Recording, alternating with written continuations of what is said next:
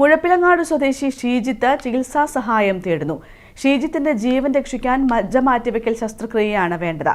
ഇതിനായി 24 ലക്ഷം രൂപയാണ് ആവശ്യമെന്ന് ചികിത്സാ സഹായ കമ്മിറ്റി ഭാരവാഹികൾ പറഞ്ഞു.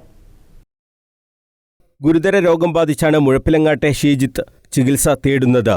മജ്ജ മാറ്റിവെക്കൽ ശസ്ത്രക്രിയയ്ക്ക് വിധേയനാക്കിയാൽ മാത്രമേ ഷീജിത്തിനെ ജീവിതത്തിലേക്ക് തിരിച്ചു കൊണ്ടുവരാൻ കഴിയുകയുള്ളൂ. നിർധന കുടുംബത്തിന് ഇതിന്റെ ചെലവ് താങ്ങാൻ കഴിയില്ല. നാട്ടുകാർ ചികിത്സാ സഹായ കമ്മിറ്റി രൂപീകരിച്ചിട്ടുണ്ട്. 24 ലക്ഷം രൂപയാണ് മജ്ജ മാറ്റിവെക്കൽ ശസ്ത്രക്രിയയ്ക്ക് വേണ്ടത്. ഈ പണം കണ്ടെത്താൻ നാട്ടുകാരുടെയും സഹായം തേടുകയാണ് ചികിത്സാ കമ്മിറ്റി. 8 മാസത്തോളമായി രോഗബാധിതനായി കിടക്കുകയാണ് ഷീജിത്ത്. നിർദ്ധരായ കുടുംബമാണ്. അച്ഛൻ പ്രായമുള്ള ഒരാളാണ്. ഭാര്യയ്ക്ക് ജോലിയില്ല. അതുപോലെ ഒരു ജ്യേഷ്ഠൻ കൈക്ക് സ്വാധീനമില്ലാത്തതുകൊണ്ട് തന്നെ ജോലിക്ക് പോകാൻ പറ്റുന്നില്ല.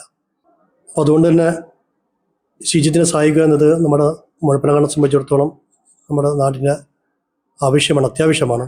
കാരണം മുഴപ്പിലങ്ങാട് ഈയിടെയായി 2-3 ചെറിയ കുട്ടികളെ കേസുള്ളത് കൊണ്ട് തന്നെ ഇപ്പം നിലവിൽ 2-3 കേസ് കുട്ടികൾ നടന്നുകൊണ്ടിരിക്കുന്നുണ്ട്. അതുകൊണ്ട് തന്നെ എല്ലാം കൂടി നമുക്ക് താങ്ങാവുന്നതിലപ്പുറത്തേക്ക് പോവുകയാണ്. ഓരോ ദിവസം കഴിയുന്തോറും നമ്മുടെ ഷീജിത്താട്ടിൻ്റെ അവസ്ഥ മോശമായിക്കൊണ്ടിരിക്കുകയാണ്. പണം എത്രയും പെട്ടെന്ന് സ്വരൂപിച്ചാൽ മാത്രമേ നമുക്ക് അടിയന്തരമായി ശസ്ത്രക്രിയ നടത്താൻ പറ്റുമെന്ന് ഡോക്ടർമാർ അറിയിച്ചിട്ടുണ്ട്. നമ്മുടെ മലബാർ ക്യാൻസർ സെൻ്ററിലാണ് ഇപ്പോൾ ചികിത്സ നടത്തുന്നത്. നിർധനനായ ആ കുടുംബത്തിന്, അച്ഛനൊരു തെങ്ങേറ്റ തൊഴിലാളി ആയിരുന്നു, വരുമാനമെല്ലാം കുറവാണ്. അതുകൊണ്ട് തന്നെ അവരുടെ കയ്യിലുള്ള പരമാവധി തുകയും ചിലവഴിച്ചിട്ട് ചികിത്സ നടത്തിയിട്ടുണ്ട്. ഓരോ ദിവസം കഴിയുന്തോറും ഷീജിത്താറിൻ്റെ ചികിത്സ ആരോഗ്യം മോശമായിക്കൊണ്ടിരിക്കുകയാണ്. അടിയന്തരമായിട്ട് തന്നെ നമുക്ക് പണം ആവശ്യമുണ്ട്.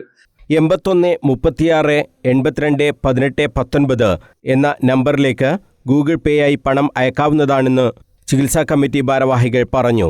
ഈ കുടുംബത്തെ സഹായിക്കാൻ നാട്ടുകാർ ഒന്നാകെ മുന്നോട്ട് വരണമെന്നും ചികിത്സാ കമ്മിറ്റി അഭ്യർത്ഥിച്ചു.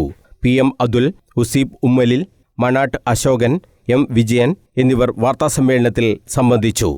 News bureau, Kannur.